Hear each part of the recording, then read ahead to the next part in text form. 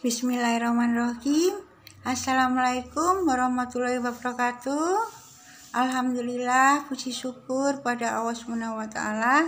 Karena karunia-Nya, maka kita akan belajar bersama-sama meskipun hanya lewat audio, tapi kita syukuri ya.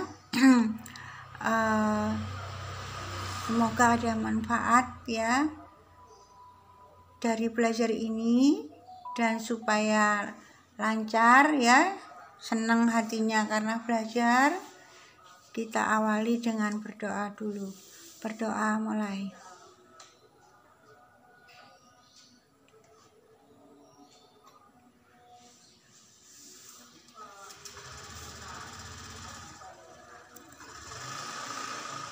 Doa selesai. Bagaimana kabarnya teman-teman? Hari Sabtu ya, hari Sabtu itu ada kuliah hukum adat untuk mahasiswa kelas profesi. Dan kelas profesi ini adalah kelas yang luar biasa. Kelas yang luar biasa karena begitu antusias untuk belajar, meskipun harus bercapek-capek ya, sebenarnya harus beristirahat karena seminggu bekerja, tetapi karena niat yang baik ingin belajar, istirahatnya ditangguhkan ya. Semoga diridhoi Allah, dirahmati, dengan belajar akan memberi wawasan yang lebih luas ya. Untuk pertemuan 9 learning setelah UTS itu kita akan ulas sebentar tentang apa sih hukum adat itu. Jadi kalau kita belajar materi mata kuliah, kita harus tahu dulu ya istilahnya, pengertiannya bagaimana. Kalau hukum adat kita semua sudah tahu ya, sudah kita bahas 7 kali pertemuan ya. Hukum itu berkaitan dengan peraturan, adat itu berkaitan dengan nilai-nilai ya yang hidup di masyarakat, yang berawal dari kebiasaan-kebiasaan dilakukan berkali-kali nilai-nilai itu, kemudian karena bagus ya dilakukan terus-menerus sehingga kebiasaan itu menjadi tradisi turun-temurun. Kemudian karena ada sanksinya, maka dari kebiasaan melakukan hal-hal yang baik yang berupa nilai-nilai tadi menjadi hukum karena ada akibat hukumnya, yaitu menjadi hukum adat. Pengertiannya di sini dikatakan bahwa hukum adat itu hukum tidak tertulis yang merupakan pedoman bagi sebagian orang ya, orang Indonesia tentunya, dipertahankan dalam pergaulan hidup sehari-hari, baik di kota maupun di desa. Hukum adat itu biasanya di daerah ya, di luar Jawa begitu ya, di Jawa Tengah ya.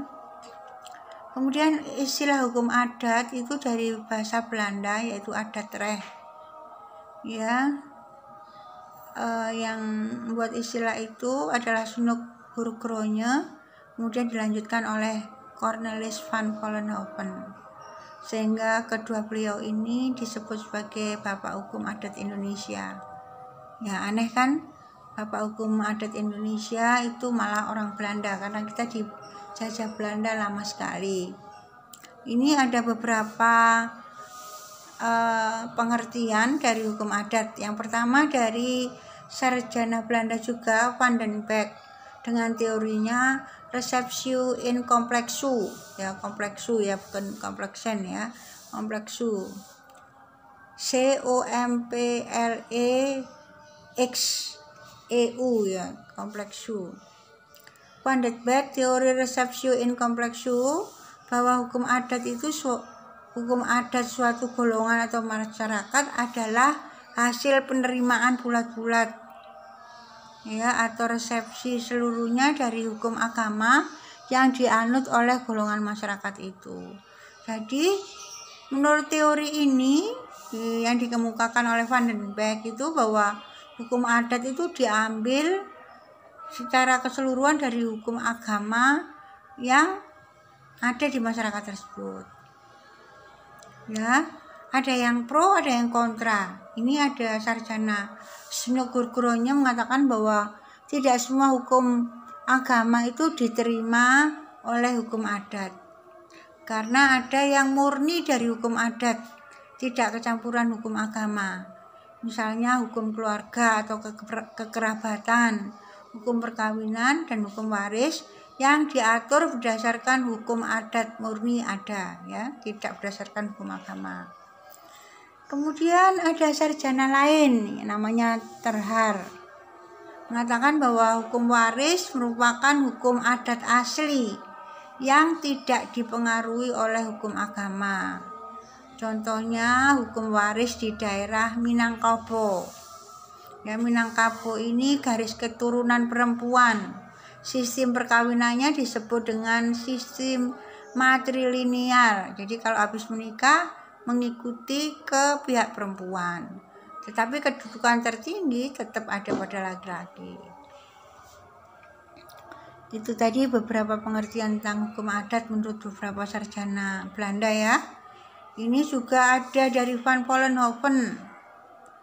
Hukum adat mempunyai unsur-unsur asli maupun unsur-unsur keagamaan.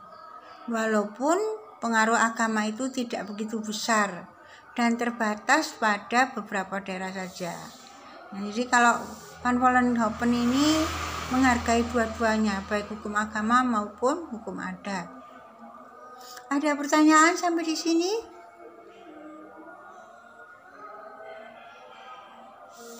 Ya, ini diperkuat lagi definisi hukum adat.